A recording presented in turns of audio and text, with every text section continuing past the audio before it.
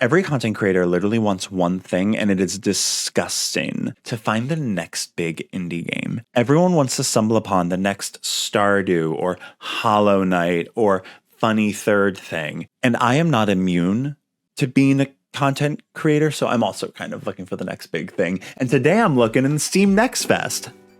If you don't know about Steam Next Fest, it is a tri-annual event that runs on Steam and features a bunch of demos for you to download, clutter up your desktop with, and then maybe play. But today I'm going to break the mold by actually playing some of those demos and reporting to you my findings and my experiences. So I've got 8 different demos to talk about and show ya, so let's get into it with Minami Lane. Listen, I'll be honest, I was a little iffy about this game. It looked cute, sure, but it also looked a little simple. Despite finding myself somehow in the cozy gaming space, I actually really don't like games that are just no challenge, no objections, a build-in vibe, if you will. And to me, that's kind of what Minami Lane looked like, but I'm happy to report that it's actually much more than that. The first level in the demo gave me a single house to start with and a goal to have 15 villagers, 75% satisfaction, and build a boba shop with an optional goal to do this in 10 days or less. Obviously, I wanted to go for the optional goal because give me a challenge, I built myself a cute little ramen shop and customized it as much as I could, and then set up a ramen recipe by just kind of guessing. I don't know. I probably could have done more with my first day, but I wanted to take it slow and figure out how this all worked, so I started the day. Villagers started walking down my lane, coming from the house and also the void. They went to the ramen shop, they spent money, they littered, just like normal citizens do. All I had to do at this point was really just observe, pick up trash, and find hidden tanukis. Hey, Tommy boy. And that was that. I ended the day $60 richer with 52% satisfaction, and I also unlocked cats. I noticed though that my beauty was at 0, so I built a park to increase the beauty score and also get some more satisfaction points out of it. I adjusted my ramen shop recipe a little bit because satisfaction was at a 9 out of 10, and I was like, let's go for perfection. And then I gave that shop a name: a nudist. I started the day again, and with my park in there, satisfaction actually improved by 14 points. Let's go. But my ramen recipe satisfaction went down. So I tweaked it again. To increase the villagers, you have to add housing though. So I built a little house to bring 5 more villagers in and then went about my day. At this point, that was really all I was doing, making little tweaks in between, then running the day and picking up litter. Along the way, I made money to get my required boba shop and tweaked that recipe to satisfactory levels. I wasn't really going to try for perfection anymore. Then I made more money from that to add another house, and then added a second park to push those satisfaction levels over the top, okay? With my first mission done and bonus objective completed, thank you very much, I was actually pretty surprised by how much I was enjoying this game. Sure, the daytimes were a little boring, just watching these little pit crew looking dudes walk around and picking up the 2 pieces of litter that they dropped, but trying to suss out what I needed to do to increase satisfaction was actually a lot of fun. It was kind of like a little puzzle. The second level really cemented Minami Lane for me. This one introduced different types of residents, so you have young people and old people to contend with. And how are you supposed to appeal to both of their tastes, especially when they clearly have different tastes in ramen? The answer is to build 2 shops and sell a different recipe at each. And it was at this point that I discovered you could click on the thought bubbles to see their thoughts on what they had just done. And this confirmed that really this game is kind of a logic puzzle. And as someone who loves a Sudoku, I was in. Sure, it's very fun to customize your street and everything is very cute, but the fun of it, for me at least, was in puzzling out what's going to appeal to the villagers. And clearly there's going to be some amount of depth to this game. I mean, the second level gave me a new bookstore to futz around with, upgrades to current buildings to increase profitability, capacity, or beauty, and cats that you can pet and then they meow. I mean, I can do that in real life too, but why not? I'm very curious to see how the game is going to progress and how they build on it, but this is a very promising base for those looking for a cozy, cute management sim. After all the cuteness of Minami Lane though, I was ready for something a little different, something a little darker, a little weirder.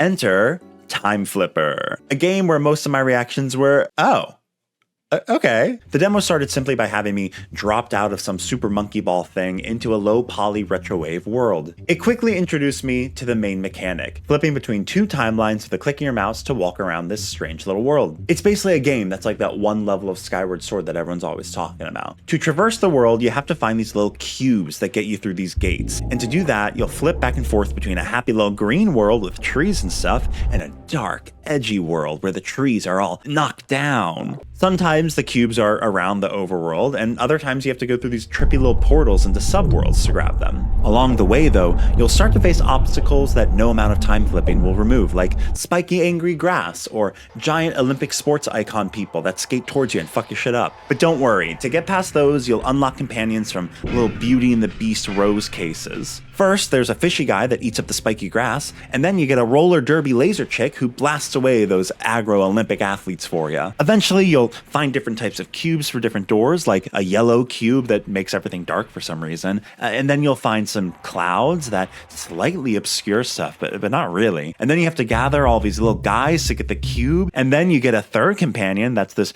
Donnie Darko rabbit that picks carrots. I don't really know what this game is because it doesn't feel like I'm really doing anything. You know, there's not really puzzles because every time I face a dead end, I just time flip and there's a path forward. Nothing really requires finesse other than, I guess, dodging the Olympics people. But like, what am I actually doing here? Like, listen, I love the vibes of the game and the atmosphere is unsettling and moody and hints at something bigger happening. Like, hey, did you know that the difference between the two timelines is a before and after a fucking bomb lands? I mean, that's cool, but I don't know what all these parts build up to, you know? It's just kind of like a weird game, and I'm very intrigued by it, and I do still think the core mechanic has some promise to it. It's just not there yet. Anyways. Want a coffee? Coffee Caravan is a fun little overcooked looking game that also has roguelike elements. It falls into the genre of little shop games. You know, a game where you have a little shop. You place down all your components in your very small caravan, put out a single table, and serve customers within a time limit. This will get you some money, which eventually you'll use to buy upgraded equipment. And after each level, you'll pick where in a branching map you want to go next. Hence, the roguelike-ish elements. I don't know. There's not a lot of fluff in this game, you know? It's basically you're here to do one thing, and that's serve coffee. Luckily, that one thing is actually super fun to do. To make drip coffee, you have to grind your beans, then fill your pot up with water, and then put the beans into the coffee maker, and then wait, and then it's ready. And so you serve it out in a cup, and when the customer is done, you can clean the cup. But you only have 2 cups to work with, and the customers start lining up with little ticking timers waiting to be served. This means you have to juggle multiple tasks at the same time, running and doing something else while you wait for beans to grind or coffee to brew. Honestly, it kind of made me feel like I was at work in like a good way. For context, I work at a coffee shop, an irony that was not lost on my boyfriend working across the room from me. But this emulated really well the feeling of having a rush, which is both stressful but also like starts to be a little fun sometimes. By the end of my first half cycle thing, I had accumulated enough money to buy a bunch of upgrades from the shop and also learn new recipes for espresso or Americanos or iced coffee with a branching tree of upgrades that hints at further coffee drinks. And when I reached the end of my first cycle or whatever, the game was like, okay, demo done. And I legitimately was, what? Listen, the graphics and the design of the people are a little odd, and they did leave a little bit to be desired, but this was a fun game to jump into and play for a bit. And I also just really love coffee and making coffee, so that definitely helps. But if you want an overcooked-like experience with a little more complex tasks and a little less co-op chaos, I encourage you to check out this demo. And speaking of complex tasks and management, let's talk Oddsparks. Oddsparks starts with character creation. The first character creator of the demos. Okay, so technically Coffee Caravan actually did have one, but I missed it on the main menu and I only noticed when I was editing, so. After I made my poncho-clad hero, I daydreamed of adventure like a good protagonist until some space shit crashed through my shed. Oh no! So you're told to fix the shed as your first task. And then, if you're like me, you're gonna spend 5 minutes trying to figure out how to do that before you realize that nothing's activated because you haven't actually done the camera movement tutorial sufficiently. Okay, so I go to the lumberjack and he helps me get some wooden logs from this weird machine to then get sawn timber and build my shed, and then I go to the kooky old guy researcher in town to have him look at this weird thing that crashed in my shed. But when I touch it, it comes alive and wraps itself around my brooch and staff, and now I can understand ancient writings. Of course, I don't see this. It just says it in a text box that reads kind of like a choose your own adventure book. But still, I run to the old village monument, and with my new powers, I can read it and activate it. And it reveals key slots to me and yada yada backstory. I go into the woods and I find this little critter thing, a titular spark. and I can throw this guy at things, and he'll beat it up and bring materials back to me, and oh my god, it's Pikmin. Yep, it's Pikmin, but instead of just gathering things and solving puzzles, you're now using these little creatures to create automated machines. As the demo progresses, you'll slowly, and I do mean slowly, unlock more mechanics and knowledge until eventually you create automated assembly lines of sparks to chop trees, make planks, and make more sparks to add to your army. The tutorial phase is just a little slow for me, but once I got my first assembly line going, I was like, yes, yes. I wish it was a little more fast-paced, but I also get that it was, early days of the game, and maybe I'm just supposed to feel that way at this point in the game, I only encountered one kind of spark in my time playing, but I also ended the demo early because it was late, and also I have to play 8 demos, so come on. But a fun little video at the end showed me the promise that this game had, so I'm definitely encouraging you to check this game out, maybe not just as a demo, but maybe as the full game too.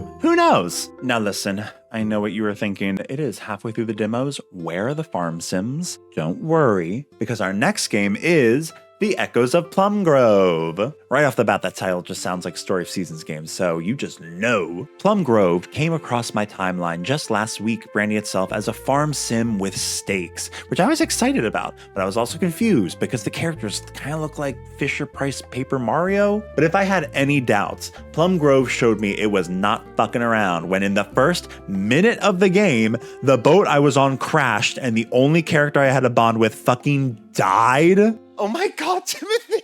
I woke up in a lighthouse and then met the mayor of Plum Grove right after finding out my friend died, and then the adventure began. Okay. What then started as a standard farm sim with 15 turnips, basic tools, and a dream quickly turned into something distinct and unique. You see, unlike other farm sims, this game has fail states. There's taxes, a price that you have to pay to the mayor every Sunday, or you risk losing your farm altogether. You can get money by selling things to your neighbors, but you better do it fast, because in this game, food doesn't just hang around forever, it rots. So you gotta go on those quests, baby, but don't get too fast because you need food, and otherwise you'll get hungry and sad, and then you'll starve eventually. I'm pretty sure I didn't really see that part. Listen, I like a little kickback and vibe game, kind of. But what I really love is games with stakes, with consequences. Want to ruin your relationship with some bitch in town? Don't just give them the wrong kind of flour, insult them, and then they'll be pissed off at you